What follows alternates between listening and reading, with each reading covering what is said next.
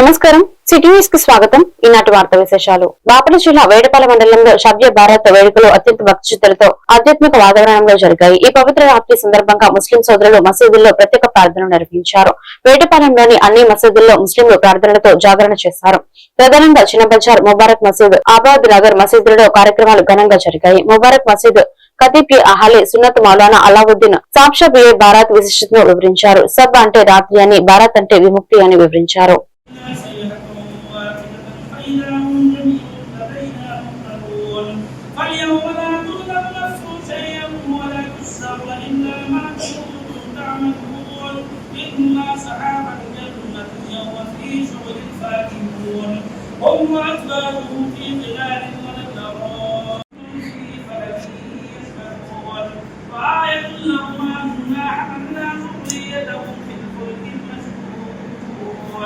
وخلقنا لهم من مثله ما يركبون وإن نشاء نغرقهم فلا صديق لهم ولا هم ينطقون إلا رحمة منا ومتاعا إلى حين وإذا قيل لهم اتقوا ما بين أيديكم وما خلفكم لعلكم బాపట్ల జిల్లా చీరాలలో రాష్ట్ర వ్యాప్తంగా వైసీపీ నాయకులు, కౌన్సిలర్లు మరియు వివిధ హోదాల్లో ఉన్న పార్టీ ప్రతినిధులను ఉద్దేశించి నిర్వహించిన కార్యక్రమంలో బోనగిల జయసబ్ బాబు, మేరీ బాబు, పసుమల్ల శ్రీను, పోతురాజు రెడ్డి తదితర పలువురు నాయకులు పాల్గొన్నారు. ఇటీవల చోటు చేసుకున్న హింసాత్మక ఘటనను వారు తీవ్రంగా ఖండించారు. ఈ సందర్భంగా వైసీపీ పార్టీకి చెందిన ప్రతి ఒక్క నాయకుడు, కార్యకర్తకు కృతజ్ఞతలు తెలియజేశారు.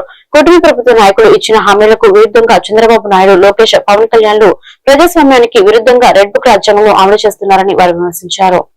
మా వైసీపీ కౌన్సిల్స్కి, నాయకులకి, కార్యకర్తలకి, పట్టణ అధ్యక్షులకి, అలాగే వివిధ మండలాల్లో ఉన్నటువంటి అధ్యక్షులకి, మరి జిల్లా కమిటీ వారు అందరూ కూడా ఇచ్చేసారు. అందరూ కూడా పేరు పేరున ధన్యవాదాలు.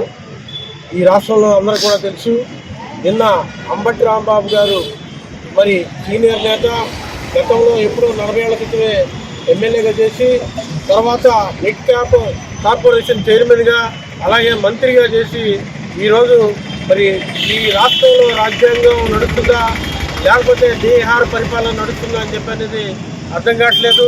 గౌరవ ముఖ్యమంత్రి గారైనటువంటి నారా చంద్రబాబు నాయుడు గారు మరి ఏదైతే మరి ఎలక్షన్ అయిన తర్వాత, గెలిచిన తర్వాత ఆయన ఏదైతే ప్రమాణం చేశారో దానికి వ్యతిరేకంగా ఈరోజు పవన్ కళ్యాణ్ గారు, చంద్రబాబు నాయుడు గారు, అలాగే లోకేష్ గారు రెడ్ బుక్ కూడా పట్టుకొని రెడ్ బుక్ రాజ్యాంగాన్ని నడిపిస్తూ ఉన్నారు. నిన్న అంబటి రాంబాబు గారి ఇంట్లో మరి కర్రలతోటి, రాడ్డులతోటి అతని ఇల్లు మొత్తం కూడా ధ్వంసం చేసి, ఆయన కారు ధ్వంసం చేసి, మరి వాళ్ళ కుటుంబాన్ని భయప్రాంతులు చేసి, అనేక తగలబెట్టి, అనేక విధాలుగా ఆ ఇంటిని దాడులు చేసి, తెలుగుదేశం గూండాలు అందరూ కూడా ఇచ్చేసి దాడులు చేయడం జరిగింది. మరి దీన్ని తీవ్రంగా మా వైసీపీ మొత్తం కూడా ఖండిస్తూ ఉంది. మా అధినాయకుడు జగన్మోహన్ రెడ్డి గారి ఆదేశాల మేరకు అందరం కూడా ఈరోజు వెంకటేష్ బాబు గారు వారి నాయకత్వంలో మేమందరం కూడా పనిచేస్తున్నాం. ఇది తీవ్రంగా ఖండిస్తూ ఉన్నాం. ఏదైతే తెలుగుదేశం ప్రభుత్వం మరి రాజ్యాంగ సభ్య సమాజం సవరించుకునే విధంగా జరిగినది. మరి మాజీ మంత్రుల మీద ఈ విధమైన దాడులు జరగటం అనేది అది ప్రజాస్వామ్యానికి అపహాస్యం కూని చేశారు. కాబట్టి మరి దాన్ని నిరసిస్తూ ఈరోజు కరణం వెంకటేష్ బాబు గారి ఆదేశాల మేరకు వంటవంలో చీరాల నాయకులు అందరం కలిసి ఫిర్యాదు చేయడం జరిగింది.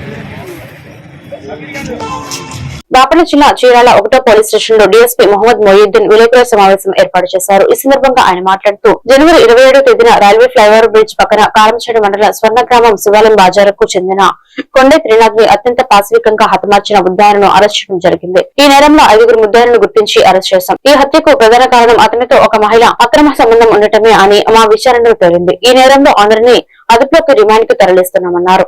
ఈ కేసును ఛేదించిన 1వ పట్టణ సిఐ సుబ్బారావు, ఎస్ఐలు, సిబ్బందిని ఎస్పీ వి ఉమామహేశ్వర్ అభినందించారని తెలిపారు. మనకు రైల్వే ఫ్లైఓవర్ బ్రిడ్జ్ పక్కన, రైల్వే ట్రాక్ పక్కన ఒక మేల్ డెడ్ బాడీ ఉందని చెప్పేసి సమాచారం వచ్చింది. దీని మీద ముందుగా రైల్వే పోలీసు వారు వాళ్ళ పరిధి ఏమని చెప్పేసి వాళ్ళు వచ్చేసి విచారణ జరిపి ఇది మా పరిధి కాదని చెప్పేసి ఇది చీరాల 1 టౌన్ పోలీస్ స్టేషన్ పరిధిలోకి వస్తున్నారని నిర్ధారించి చీరాల 1 టౌన్ పోలీస్ స్టేషన్కి వాళ్ళు కంప్లైంట్ చేయడం జరిగింది. వెంటనే మన చీరాల 1 టౌన్ సిఐ గారు వాళ్ళ సిబ్బంది వెళ్ళి ఆ డెడ్ బాడీని పరిశీలించారు. ఆ టైంలో ఆ బాడీ ఎవరిది ఏంటి అనేది తెలియలేదు. దాని మీద ఉన్న పరిస్థితిని బట్టి చూస్తే గాయాలతో పడి ఉంది. వీపు మీద, తర్వాత గొంతు మీద, ముఖం మీద, తర్వాత తల వెనుక భాగంలో బలమైన గాయాలు ఉన్నాయి.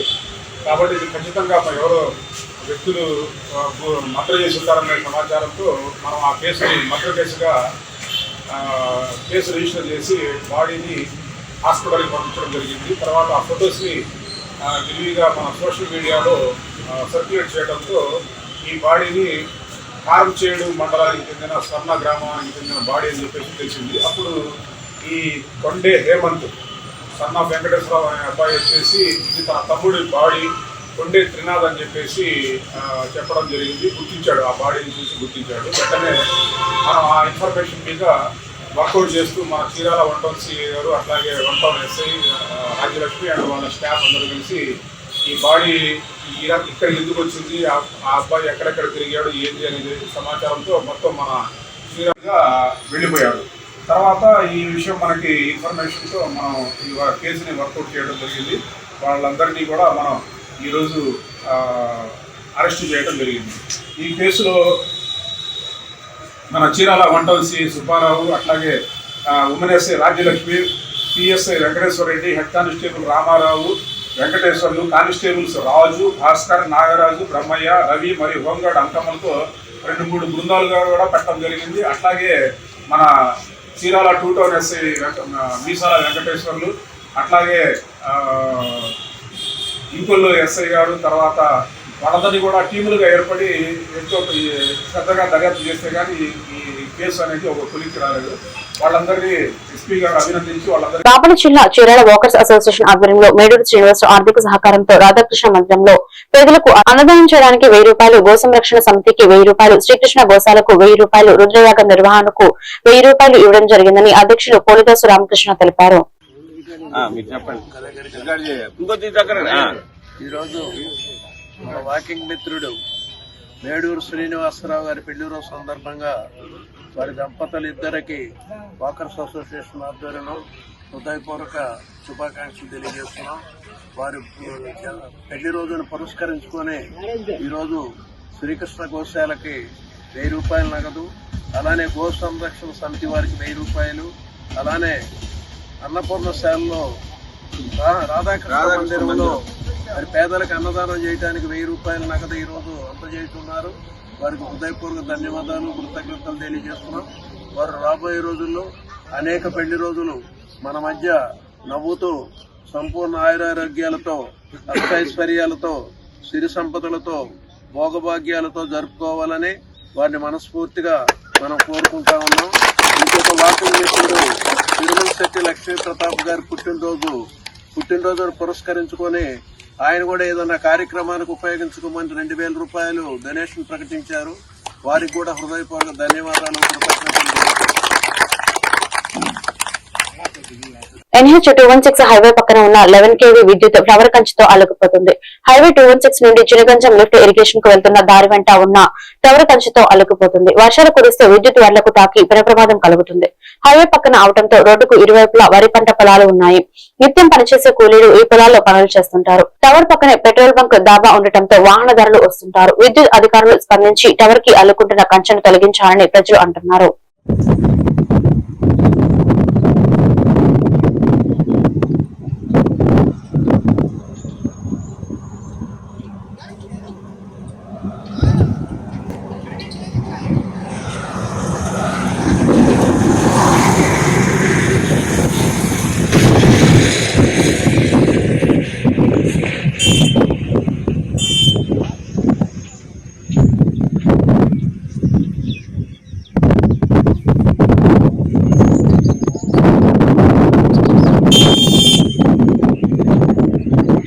అమృతలూరు మండల పరిధిలోని గోవాడ గ్రామంలో వెంచేసి ఉన్న ఉమ్మడి గుంటూరు జిల్లాలో ప్రసిద్ధి చెందిన శైవక్షేత్రాలలో ఒకటైన శ్రీ గంగా పార్వతి సమేత బాలకోటేశ్వర స్వామి ఆలయ హుండీల ద్వారా 4,07,918 రూపాయలు ఆదాయం సమకూరినట్లు ఆలయ కార్యనిర్వహణాధికారి మంతున విఠల్ శ్రీనివాస వర్మ తెలిపారు. ఈ సందర్భంగా ఆయన మాట్లాడుతూ గోవాడ శ్రీ బాలకోటేశ్వర స్వామి ఆలయంలోని హుండీలను మహాశివరాత్రికి ముందు ప్రతి సంవత్సరం లెక్కింపు కార్యక్రమం ఆనవాయితీగా జరుగుతుందన్నారు. ఈ క్రమంలో బుధవారం జరిగిన హుండీల లెక్కింపు ద్వారా గత సంవత్సరం కంటే 2.60 లక్షల ఆదాయం సమకూరిందన్నారు. ఆలయం వద్ద ప్రతి అమావాస్య సందర్భంగా లలిత సహస్రనామ పారాయణం కోటి కుంకుమార్చన కార్యక్రమాలు నిర్వహిస్తుండటంతో ఆదాయం పెరిగిందని తెలిపారు.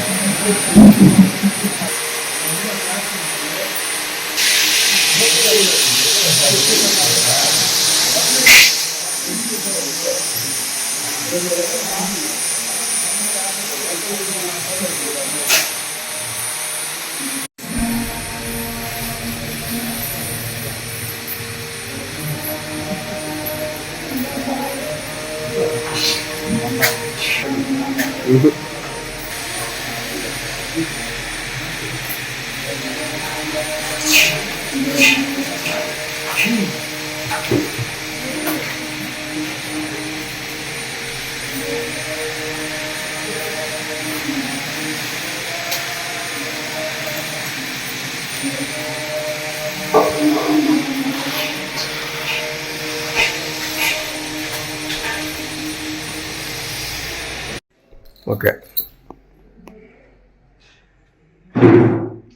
గోవాడ గ్రామంలో వేంచేసి ఉన్న శ్రీ బాలకోటేశ్వర స్వామివారి దేవస్థానంలో ఈ రోజున హుండీలు తెరిచి లెక్కించడం అయింది. ప్రతి సంవత్సరం తిరునాళ్ళ ముందు హుండీలను లెక్కించడం జరుగుతూ ఉంటుంది. ఈ సంవత్సరం కూడా తిరునాళ్ళకు ముందు, మహాశివరాత్రి తిరునాళ్ళ ప్రారంభానికి ముందు హుండీలు తెరిచి లెక్కించాం. ఈ రోజున 4,70,918 రూపాయలు హుండీల ద్వారా ఆదాయం సమకూరింది. గతంలో 3 లక్షల దాకా ఆదాయం వచ్చేది. ఈసారి ఆదాయం కొంచెం పెరిగింది. ప్రతి అమావాస్య సందర్భంగా లలితా సహస్రనామ పారాయణం, కోటి కుంకుమార్చన కార్యక్రమం భక్తులు నిర్వహిస్తున్నారు.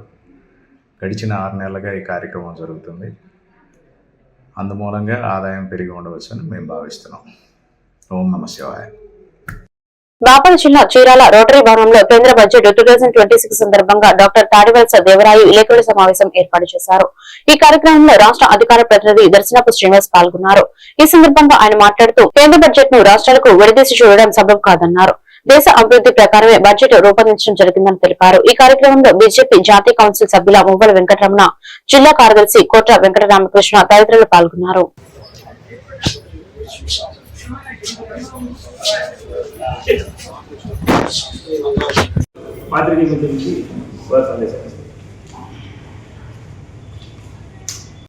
తీసుకొస్తుందని ఊహిస్తూ శ్రీ దర్శన శ్రీనివాసరావు గారు పాత్రికేయ మిత్రులకి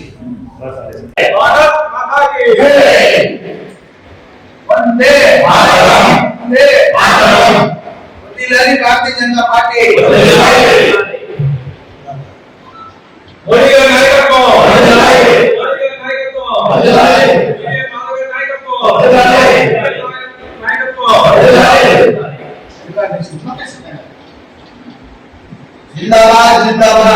నిర్మలా సీతారామన్ గారు బడ్జెట్ ను ప్రవేశపెట్టడం జరిగింది. దాని గురించి అన్ని జిల్లా కేంద్రాల్లో, అలానే భవిష్యత్తులో అన్ని అసెంబ్లీ కేంద్రాల్లో, అలానే మండల కేంద్రాల్లో కూడా ఇలాంటి పాత్రికేయ సమావేశాల ద్వారాను అలానే సమాజంలోని ఇంటలెక్చువల్స్ తోటి కొన్ని సెమినార్లు పెడుతూ ఈ బడ్జెట్ వల్ల దేశానికి రేపు జరగబోయే ప్రయోజనాలు ఏంటి అనేది విరివిగా ప్రజల్లోకి తీసుకెళ్ళడానికి ఇలాంటి సమావేశాలు మనం నిర్వహించబోతున్నాం. అందులో ఈరోజు జిల్లా స్థాయి సమావేశాన్ని చీరాల రోటరీ క్లబ్లో శ్రీ దర్శనపు శ్రీనివాసరావు గారి ముఖ్య అతిథిగా వచ్చేసినటువంటి ఈ కార్యక్రమాన్ని నిర్వహించడం జరుగుతుంది. ప్రపంచ క్యాన్సర్ దినోత్సవాన్ని పురస్కరించుకుని జిల్లా వైద్య ఆరోగ్య శాఖ ఆధ్వర్యంలో నిర్వహించిన వ్యాసరచన క్విజ్ పోటీలలో విజేతలుగా నిలిచిన విద్యార్థులకు జిల్లా collector doctor Vinod Kumar V బహుమతులను అందజేశారు. బుధవారం కలెక్టర్ కార్యాలయంలో పీజీఆర్ఎస్ హాల్లో నిర్వహించిన ఈ కార్యక్రమంలో DMHO doctor Vijayamma, DCHS doctor Padmavathi, NTR Arogya Seva coordinator doctor Praveen పాల్గొన్నారు. వరల్డ్ క్యాన్సర్ డే సందర్భంగా నిన్న engineering college, private intermediate colleges వాళ్ళు ఇంటర్మీడియట్ ఎడ్యుకేషన్ వాళ్ళు పంపించారు సార్. వాళ్ళందరికీ నిన్న competitions, quiz, essay writing competitions పెట్టాము. అందులో 10 మెంబర్స్ సెలెక్ట్ చేస్తాము సార్. ప్రైజెస్ డిస్ట్రిబ్యూషన్ అదొక 1,100 బుక్స్ తీసుకున్నాం సార్ ఆ పిల్లలకి ఇవ్వడానికి. Questionnaire and essay writing winners. First prize Kurago Ruby, inter first year Narayana Junior College. Okay sir.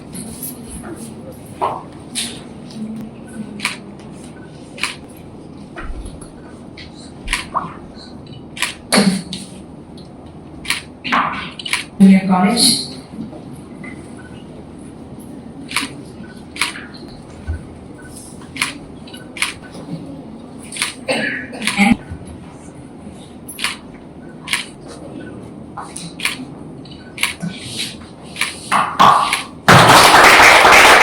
Sattenapalli కోర్టులో సీనియర్ న్యాయవాదిగా సేవలందిస్తున్న బత్తుల ఆదినారాయణ ఏజీపీగా నియమితులయ్యారు. ఈ సందర్భంగా ఆయనను అభినందిస్తూ లోక్ జనశక్తి పార్టీ పల్నాడు జిల్లా అధ్యక్షుడు విజయ్ కుమార్ సత్కరించారు. న్యాయవాద వృత్తిలో ఆయన చూపుతున్న అంకిత భావానికి ఈ పదవి తగిన గుర్తింపు అని కొనియాడారు. ఈ కార్యక్రమంలో మాజీ అడిషనల్ పబ్లిక్ ప్రాసిక్యూటర్, సీనియర్ న్యాయవాది హనుమయ్య, న్యాయవాదులు రహీం, గుమస్తాలు తదితరులు పాల్గొన్నారు.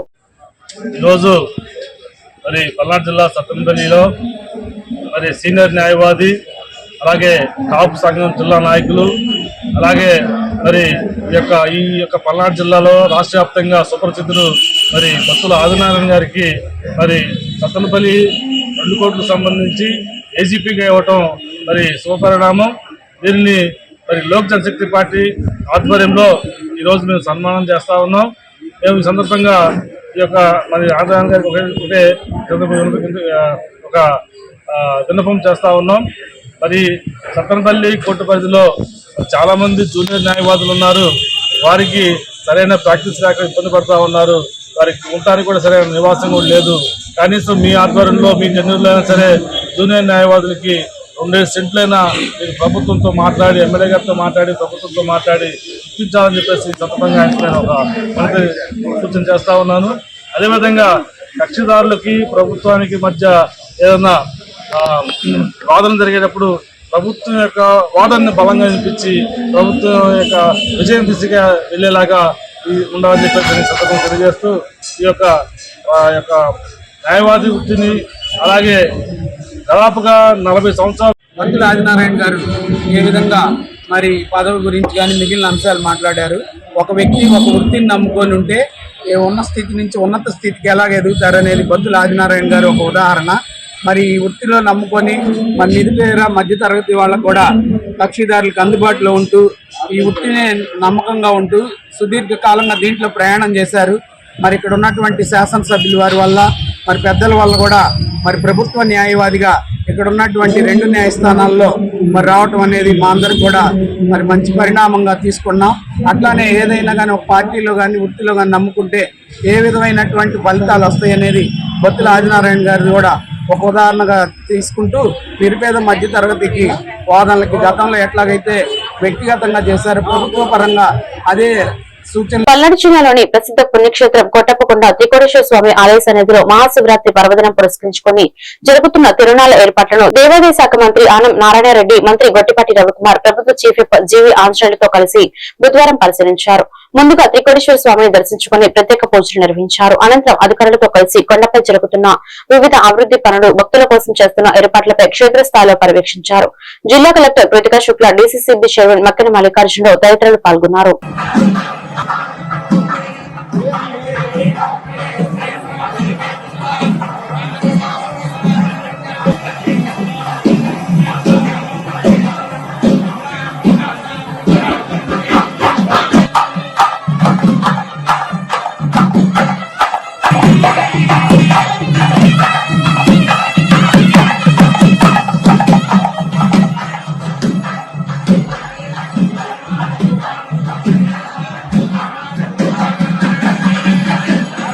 ఈ వార్తలు ఇంతటితో సమాప్తం. మరొక బిడ్డలో మళ్ళీ కలుద్దాం. నమస్కారం.